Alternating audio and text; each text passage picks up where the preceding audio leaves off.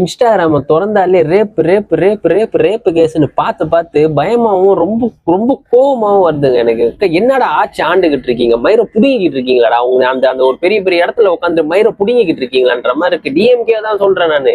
உங்களுக்கு ஒரு 5 வருஷம் அரசியல் நீங்க என்னதான் நலத்திட்டம் பண்ணாலும் ஒரு நலத்திட்டம் பண்ணும் போது நம்ம வந்து டிஎம்கேன்னு பாராட்டுறோம். அப்ப இந்த மாதிரி நடக்கும் போது நம்ம அரசாங்கத்தை தாங்க குறை சொல்ல முடியும், அரசாங்கத்தான் சொல்ல முடியும், வேற யாரை சொல்ல முடியும்? சரி ஓகே, ஒரு தனிப்பட்ட நல்ல ஒழுக்கம் இல்லாதனாலதான் ஒருத்தன் இப்படி பண்றானா, அப்ப அந்த நல்ல ஒழுக்கத்தை கொண்டு வரதுக்கு ஒரு பயத்தால ஒரு நல்ல ஒரு ஸ்ட்ராங்கான ரூலால கொண்டு வர முடியும்ல.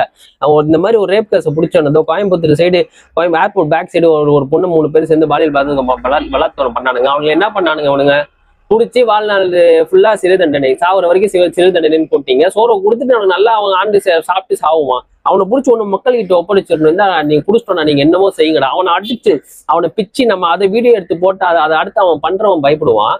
இல்ல அப்படின்னா அவனை தூக்கு தண்டனை போட்டா பிடிச்சவன் தூக்கு தண்டனை போட்டோன்னு அடுத்த ஒரு நியூஸ் ஸ்பாட் ஹெட்லைன் பெருசா இல்ல நியூஸ்ல வர மாதிரி இருந்தா பார்த்து சந்தோஷப்பட்டுக்கலாம், பண்றவன் அடுத்து யோசிப்பான். அந்த மாதிரிலாம் நீங்க எதுவும் பண்ண மாட்டீங்களே. அப்ப அரசாங்கத்தை தானே குறை சொல்ல முடியும். இதுல வந்து சில இன்ஸ்டால பேசக்கூடியவனுங்க எல்லாம் வந்து பாருங்க டிஎம்கே எப்படி இருக்கு, பாருங்க டிஎம்கே எப்படி இருக்கு, நீங்க இதுக்கு போடுங்க அதுக்கு போடுங்க. ஏன்டா உங்க வீட்டுல நடந்தா நீங்க இப்படியாடா பண்ணுவீங்க? நான் கேட்கறேன். எல்லா அரசியலும் இந்த அதாவது அரசியலை பொறுத்த வரைக்கும் மக்களுக்கு சேவை பண்ணக்கூடியதுதான் ஒரு அரசியலுங்க. ஆனா இவனுக்கு என்னன்னா வந்து அரசியல் பதவி அது சின்ன ஒரு போஸ்டிங்ல இருந்து பெரிய போஸ்டிங் இருக்கிற வரைக்கும் தலைகணமோ ஆணவமோ ஒரு அதிகார திமிரும் தான் இருக்கு. இதோ ஆரம்ப சுகாதார நிலையத்தை வந்து ஒரு டிஎம்கேக்காரன் தான் வீடா குடும்பத்தோட வாழ்ந்துகிட்டு இருக்கான். இந்த ஒசோ டிஎம்கேக்காரன் ஒருத்தவன் இளைஞர் தலைவர் ஒருத்தவன் 2 வயசு குழந்தைகிட்ட என்னத்தரா பாத்தீங்க, 2 வயசு குழந்தைய வந்து இது பண்ணியிருக்கான். நியூஸ் தெரியும், கேள்விப்பட்டிருப்பீங்க. அந்த மாதிரி ஏதோ ஒருத்தன் இந்திய டிஎம்கேக்காரன் தான் இன்னைக்கு ஃபிளைட்ல ஏரோஸ்ட் கிட்ட தப்பா நடத்திருக்கான், பாலியல் பலாத்காரம், அதாவது செக்ஷுவலா அபியூஸ் பண்ணி இது பண்ணியிருக்கான். 1 வயசு குழந்தையில இருந்து 75 வயசு கிளவி வரைக்கும் இவனுங்க பாலியல் பலாத்காரம் பண்றானுங்க. என்னத்த பார்த்தானுங்க அந்த கிளவி கிட்ட, என்ன பார்த்தானுங்க இந்த 2 வயசு குழந்தைகிட்ட என்ன பார்த்தானுங்கன்னு எனக்கு ஒன்றும் புரியல.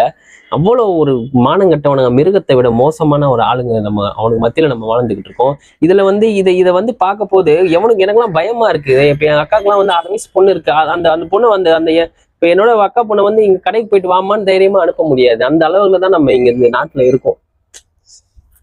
நான் என்ன நடக்க போகுதுன்னு தெரியலங்க. பார்த்து சேஃபா வச்சுக்கோங்க.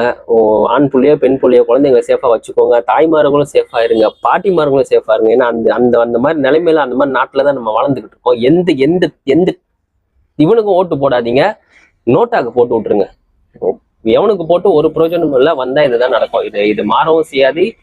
இது மாற்று அரசியல் ஒரு இலவும் கிடையாது. எவன் வந்தாலும் இனி அப்படிதான் இருக்கும்.